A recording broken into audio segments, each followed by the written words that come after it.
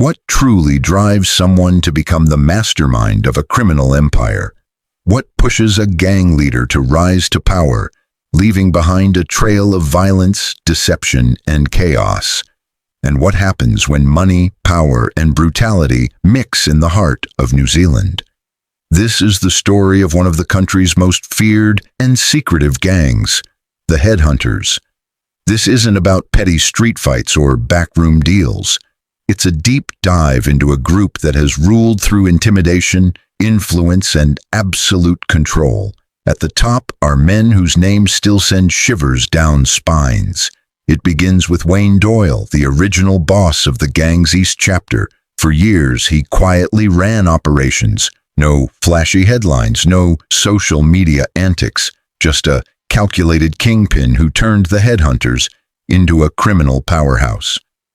Under his leadership, the gang expanded into drugs, violence, and money laundering. Then there was William Bird Hines, linked to some of the most brutal crimes in New Zealand's history.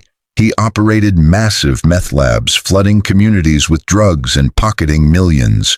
Out west, David Dunn wore the president's patch, pushing the gang deeper into the drug trade and amassing more power. Terrence McFarlane blurred the lines between crime and law enforcement, leveraging ties to corrupt officers to shield the gang from prosecution. In Wellington, Gavin Johnston left his own mark, expanding the gang's reach across the country. These men weren't just bikers, they built a sprawling criminal network disguised as a legitimate operation. They infiltrated systems meant to protect the public, from politics to police, ensuring their crimes were ignored or overlooked. When the Auckland High Court finally moved against Doyle, it seized nearly $15 million in assets, including the East Chapter's headquarters, part clubhouse, part fortress. Investigations revealed a sophisticated empire hidden behind businesses and shell companies designed to protect and launder the gang's wealth. Doyle denied being the leader, but police insisted he was the top dog, the strategist behind it all. Hines, in contrast, was the gang's enforcer. His criminal record stretched back to 1989, with early convictions for kidnapping and torture. After prison, he became a major figure in New Zealand's meth trade, operating under the guise of a company called Methamphetamine Makers Company Limited. Police raids uncovered key drug-making chemicals, firearms, and large quantities of meth. Even after severe health issues led to his early release, his influence endured through loyal networks. Dunn took control of the West Auckland chapter in 2019, expanding drug operations and drawing police attention through one of the most expensive drug investigations in the nation's history, Operation Flower. Raids found drugs worth millions, weapons, and evidence of large-scale manufacturing.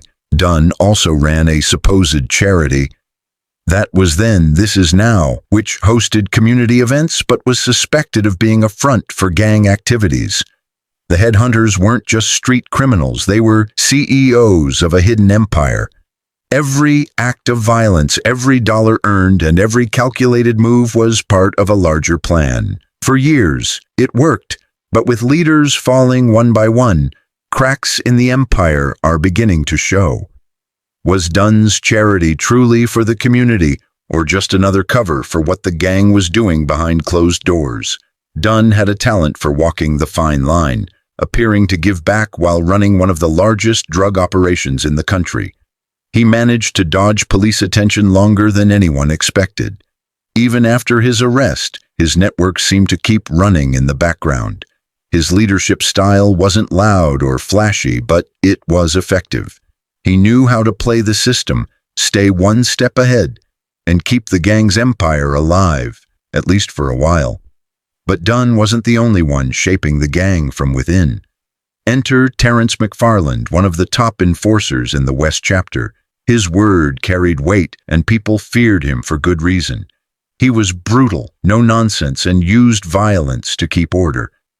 But what made him truly dangerous wasn't just how he dealt with enemies, it was who he had on his side. McFarlane had cultivated deep, corrupt ties within the police force. Instead of pursuing him, certain officers fed him information, tipped him off about raids, and helped him avoid charges. With that kind of protection, the headhunters became almost untouchable. One of the most shocking incidents linked to McFarland involved a younger gang member accused of talking too much. As punishment, McFarland reportedly forced him to cut off his own finger, a chilling warning to the rest of the gang. Stay silent, stay loyal, or suffer worse. Fear was McFarland's currency, and he spent it freely. But he wasn't just an enforcer, he was also a financial strategist. Like Wayne Doyle, McFarland understood how to move money quietly through a maze of companies and legal structures. Drugs and weapons were only part of the operation. The gang bought properties, ran businesses, and hid assets in ways that made them almost invisible to law enforcement.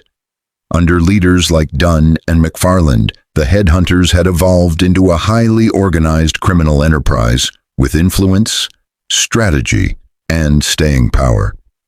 Then there was Gavin Johnston. His name carried weight, especially in Wellington. In 2012, Johnston helped establish the gang's Wellington chapter, quickly transforming it into a major force in the national operation. Under his leadership, the chapter aggressively expanded into meth, ecstasy, cannabis, and firearms. Police raids turned up drugs, guns, and cash, evidence that this was no local crew but part of a nationwide network. Johnston died in 2015 at just 41, but the structure he built lived on. Looking deeper into these men's lives reveals a dark truth. These weren't random acts of violence, but calculated moves in a high-stakes game. Every shipment, every beating, every bribe served a purpose, power, and there was no line they wouldn't cross to get it.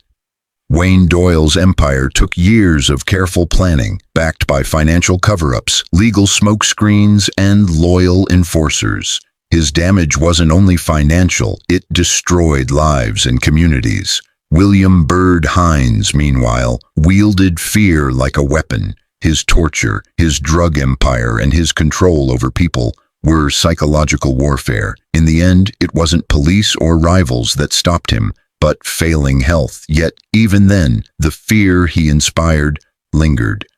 David Dunn drove the West Auckland chapter into overdrive, pumping meth into the streets and reinforcing the gang's control.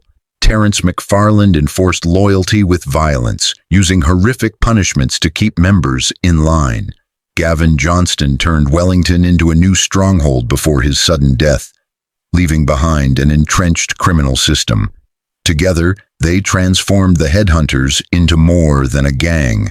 They built an empire, ruthless, strategic, and far-reaching. Police raids may have exposed parts of the operation, but the real question remains. Was the network truly dismantled, or did it simply burrow deeper underground? This isn't just about crime in the streets. It's about power. It's about influence seeping into police departments, corporate boardrooms, and political offices. For years, these connections shielded the gang from real justice. Were they ever truly at risk of being stopped? Or had they built a system too strong to tear down? These were not ordinary criminals hiding in the shadows.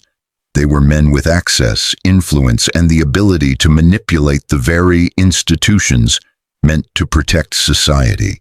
Even after conviction, some may have continued to thrive, protected by the cracks in the system they helped create. So now the questions are yours. Did these men truly pay for their crimes? Or did they escape through the very corruption they exploited? And if someone close to you were involved in something like this, would you know? Would you even see it coming? This is more than just a story. It's an ongoing investigation. The deeper we dig, the clearer the truth becomes. The web of crime in New Zealand's underworld runs far deeper than anyone wants to admit.